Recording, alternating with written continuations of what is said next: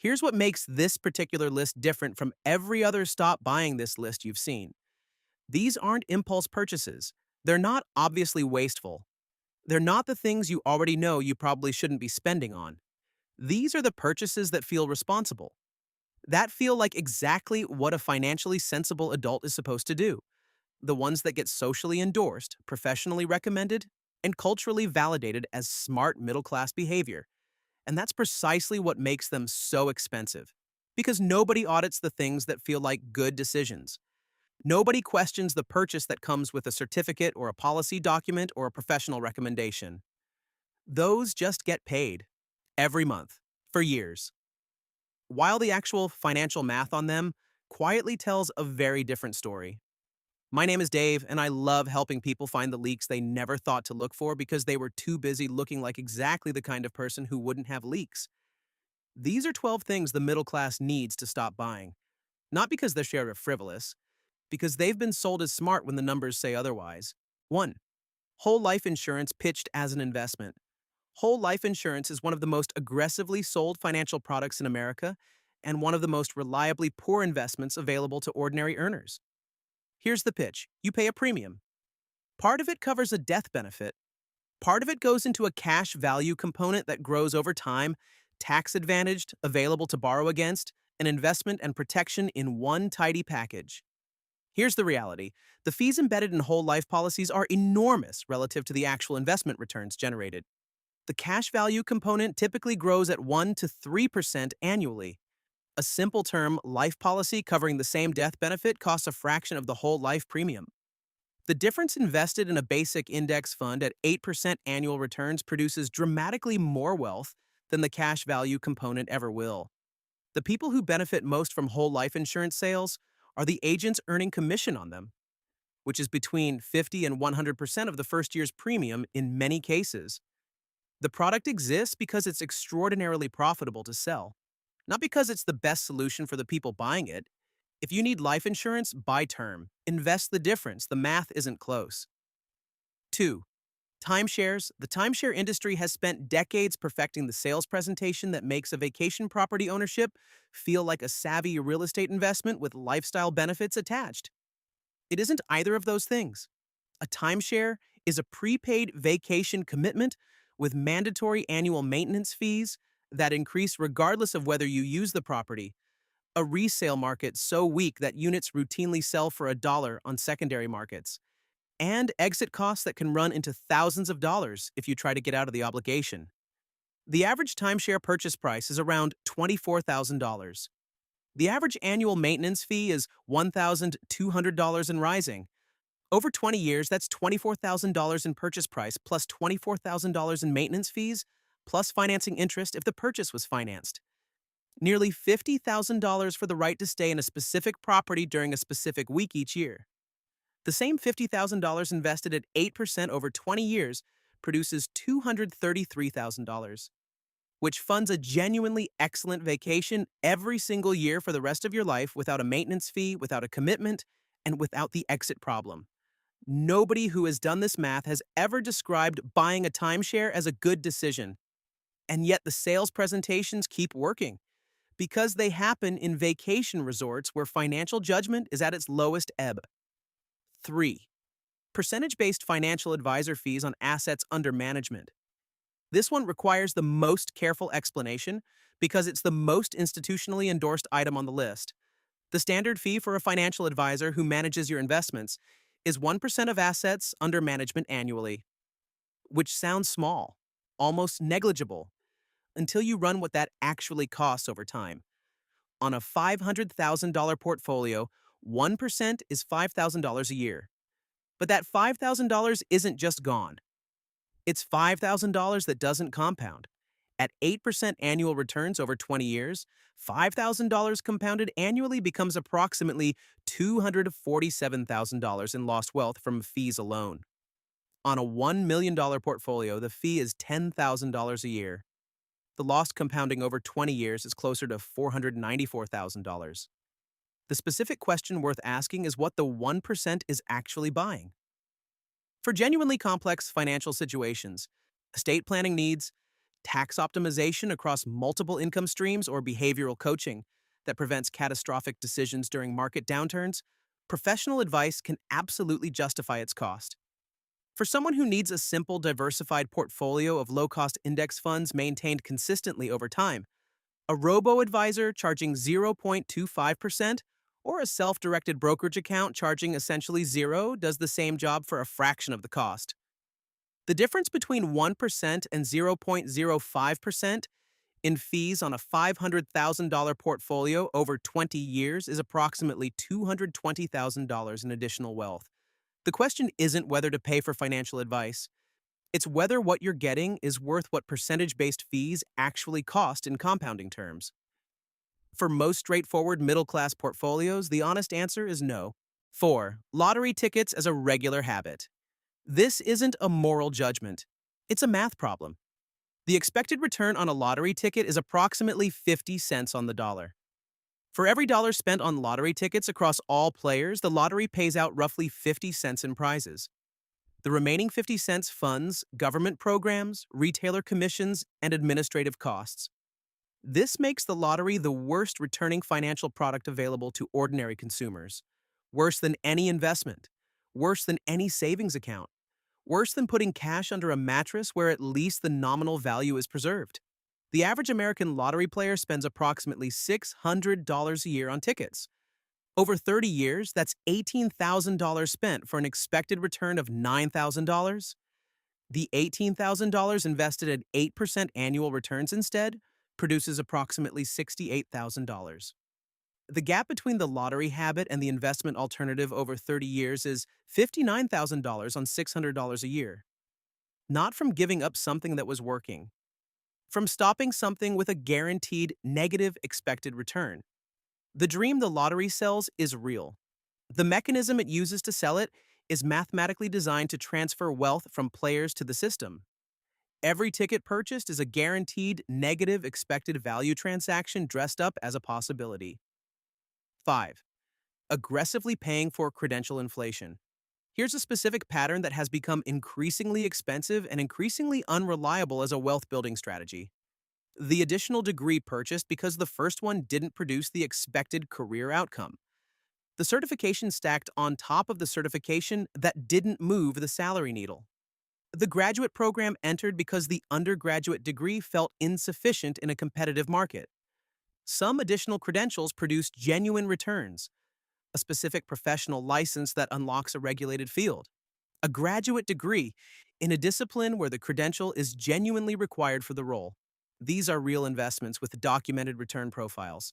But credential inflation, buying more education in the hope that more credentials will eventually unlock the income that fewer credentials didn't, is one of the most expensive middle-class spending patterns that gets socially coded as self-improvement, rather than examined as a financial decision. The average graduate degree costs between $30,000 and $120,000. The average salary premium for a graduate degree across all fields is approximately $12,000 annually. At that premium, it takes between 2.5 and 10 years just to break even on the credential cost before accounting for the income years lost during enrollment or the compounding that $30,000 to $120,000 would have produced if invested instead. The question before any additional credential purchase is specific. Does this particular credential, in this particular field, at this particular institution, produce a documented and reliable salary premium that recovers the full cost within a reasonable time frame? For some credentials, the answer is clearly yes. For a growing number being marketed aggressively to middle-class earners anxious about career advancement, the honest answer is considerably less clear. 6. New versions of things that already work. The phone that was replaced because a new one came out, not because the old one stopped working. The laptop upgraded to the current model when the previous one handles every task required of it. The television replaced because the new standard exists, not because the picture on the existing one is actually deficient.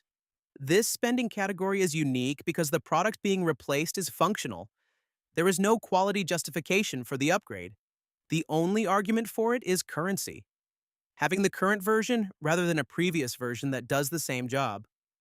The consumer electronics industry has built its entire growth model around this specific behavior. Annual release cycles, incremental improvements marketed as revolutionary changes, deliberate software support discontinuation designed to make older devices feel obsolete before they're functionally compromised. The average American replaces their smartphone every 2.5 years at an average cost of $1,000. Extending to 5 years instead saves $1,000 per cycle. Over a working life of 40 years, that's 16 replacements avoided. At $1,000 each, invested at 8% annual returns with the savings from each avoided replacement compounding from the point it would have been spent, the difference is significant enough to matter materially to retirement outcomes. The phone works. That is a sufficient reason to keep it. 7. Buying tools and specialty equipment for single use. The pressure washer purchased for one driveway cleaning project and used twice in 5 years. The tile saw bought for a bathroom renovation that's now sitting in a garage. The specialized kitchen equipment acquired for a recipe tried once. The camping gear purchased for a trip that happened once and won't happen again at that scale. The purchase logic is always the same. Renting it would cost $80. Buying it costs $200, so buying is smarter. Except buying also costs storage space, maintenance, the cognitive load of ownership, and eventual disposal. And the $200 item that gets used twice has an effective cost per use of $100, which is more expensive than renting would have been. Tool libraries exist in most metropolitan areas. Equipment rental is available for virtually every home improvement category. Specialty kitchen equipment, camping gear, formal wear, recreational equipment, all of it is available to use without owning. For items used fewer than 5 or 6 times annually, the rental or borrow calculation almost always beats the purchase calculation when total cost of ownership is honestly assessed. The middle class tendency to buy rather than rent single use items is driven partly by the feeling that ownership is inherently more responsible than renting. It usually isn't for low frequency use cases. 8. Premium credit monitoring and identity protection services. The average paid credit monitoring service costs between $20 and $40 a month. That's up to $480 annually for a service that the 3 major credit bureaus are legally required to provide for free. Every American is entitled to one free credit report from each bureau annually through annualcreditreport.com. Credit freezes, the most effective identity protection tool available, are free at all 3 bureaus and can be placed and lifted online in minutes. The paid services wrap free functionality in a subscription and add alerts, insurance products, and dark web monitoring of debatable practical value. The core service, knowing what's in your credit file and being able to lock it against unauthorized access, costs nothing. The $480 annual fee for a paid service is $480 a year for something free. Over 10 years, that's $4,800 spent to access services that require no payment. The marketing of these products has been so effective that many people believe credit monitoring is inherently a paid service rather than a free consumer right with a premium subscription layer built on top. 9. Extended hotel and flight add-ons that duplicate existing coverage.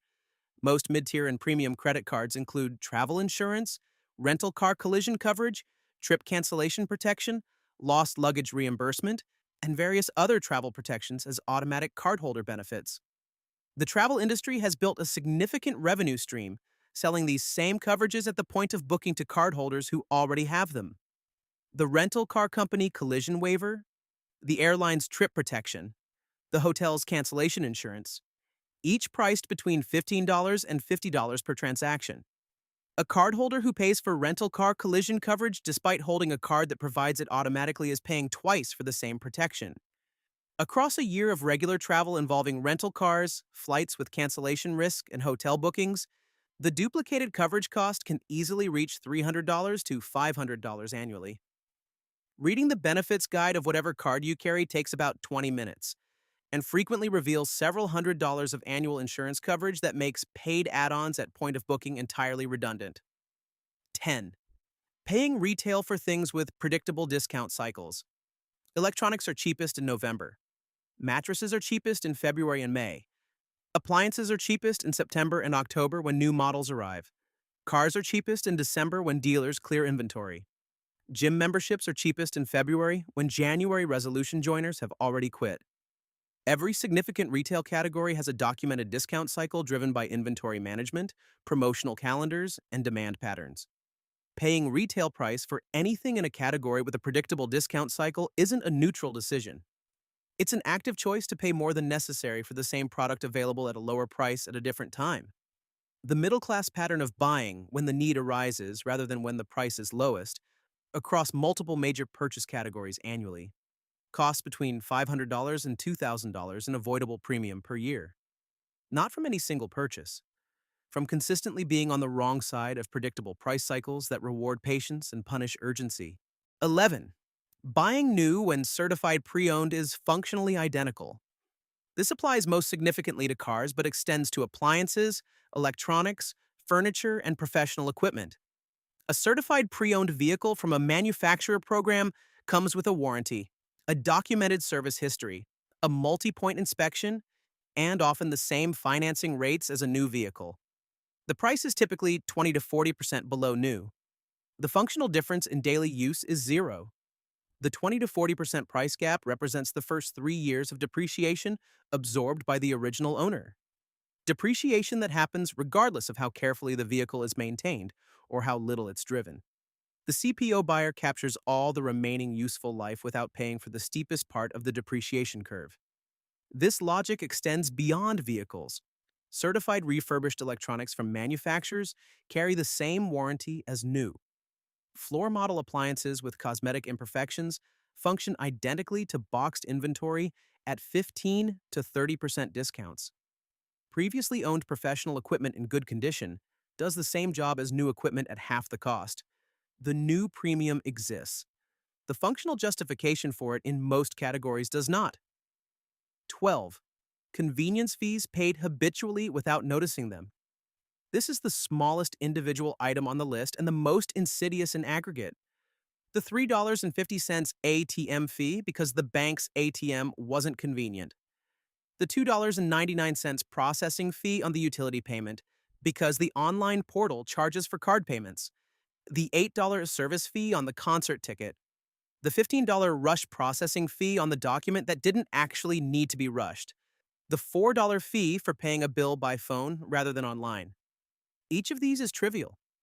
The utility company's processing fee seems like too small an amount to think about.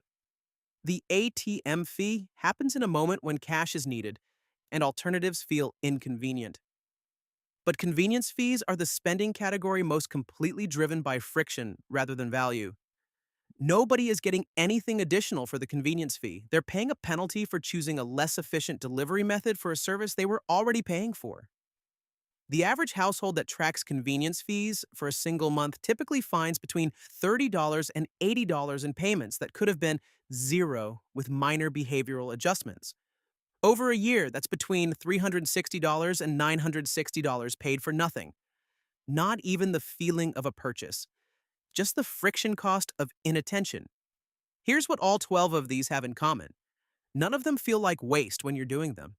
They feel like normal, responsible, adult middle-class behavior. The insurance, the credentials, the new version of the device, the convenience, all of it culturally coded as what sensible people do. And that coding is exactly what makes these 12 things so expensive. Because the purchases that feel like waste get scrutinized. The ones that feel responsible get paid automatically, renewed without review, and never questioned because questioning them would feel like questioning your own judgment. The middle class doesn't stay middle class because of the obviously bad decisions. It stays middle class because of the quietly expensive ones that feel fine. These 12 are where to start looking,